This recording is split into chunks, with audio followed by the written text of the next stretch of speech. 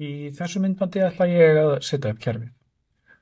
Ég inn í hlutverkinu sendara skjöl, en þú þar getur verið hvar sem í kerfinu þú ert að setja kerfið upp.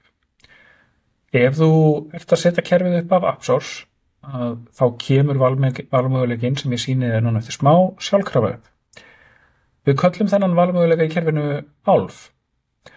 Við förum í tannhjólið og smellum á uppsetning með hjálp og ofarlega í kerfinu sjáum við Setup Sentara e-messaging.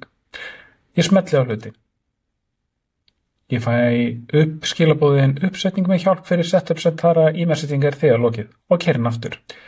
Ég velji á. Þá fæ ég upp þennan hérna valmöguleika sem að lýsi mér hvað við erum að fara að gera. Við ætlum að setja upp Sentara e-messaging.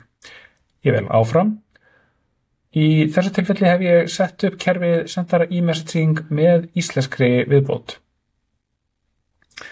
Í uppsetningunni þá sé ég hér sækjarskjöl sjálfkrafa.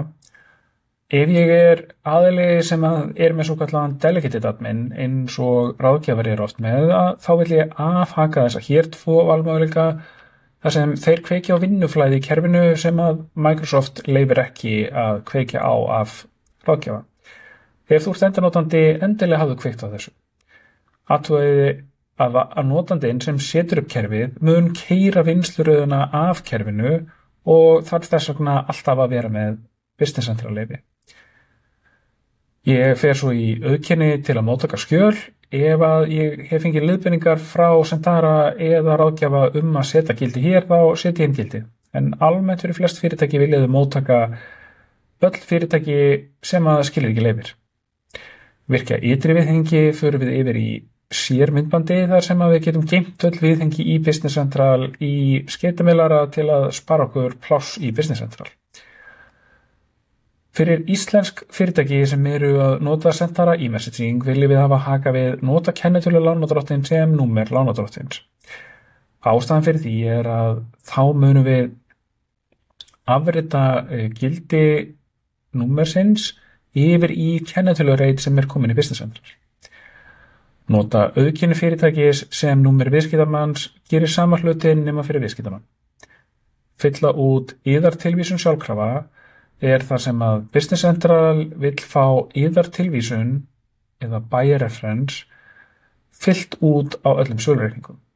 Þar sem að mörg fyrirtæki hafa ekki vanið sér að nota þennan dálk og ekki alltaf að móttaka sölupantanir beint frá viðskiptavinni, að þá styðjum við það að við fyllum út yðartilvísun sjálfkrafa með reikningsnúmeri ef að gildið tómt.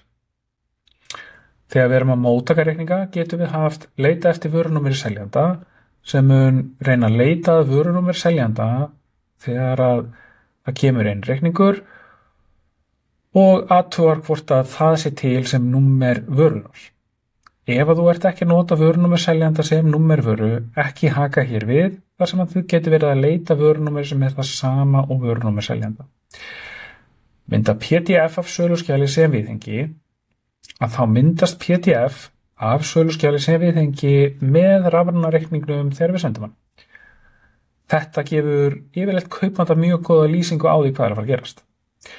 Í mörgum kerfum á Íslandi hefur landakóði ekki verið settur alltaf inn á lánardrottinn eða viðskiptamann.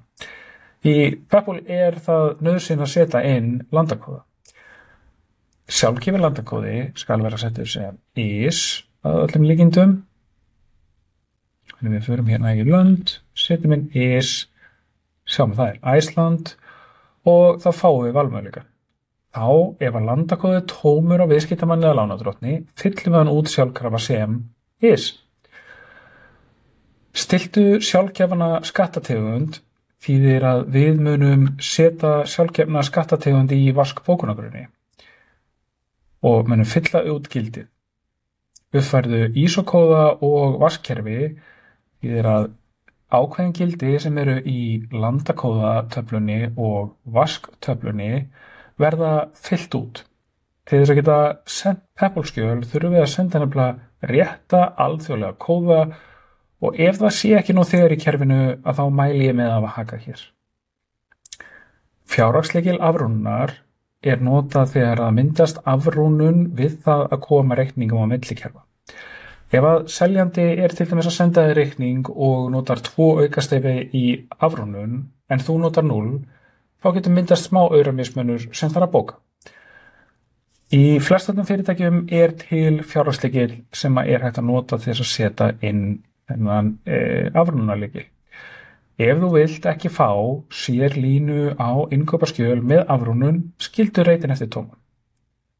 Vörutilvísun vöru þýðir að við munum leita eftir annars vegar vörutilvísun, svo kallað item references oft í eldri kerfum, eða við getum líka sagt að við ætlum að leita eftir vörunúmeri lánardrottins þegar við sjáum gildi koma frá sölureikningi. Við getum líka líta eftir bæði. Þá munum við leita bæði í item references töflunni og í vörunúmeri lánardrottins. Svo má við velja ekkert. Ég vel áfram og fæ upp næstu valmynd. Þá veljum við hvað skjöl skal senda til Sentara. Ef við hökum við sendir sölureikninga til Sentara, þá munum við senda alla sölureikninga til Sentara sem eru með rétta forstillingu á viðskiptamanni eða lánardrottni. Sama á við sölukreditreikninga.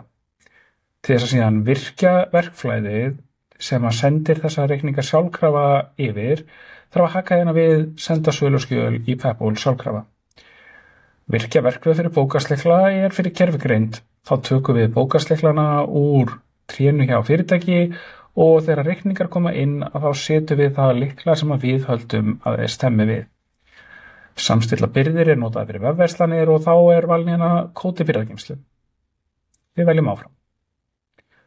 Þá fáum við upp setja inn skilríki fyrir Sentara.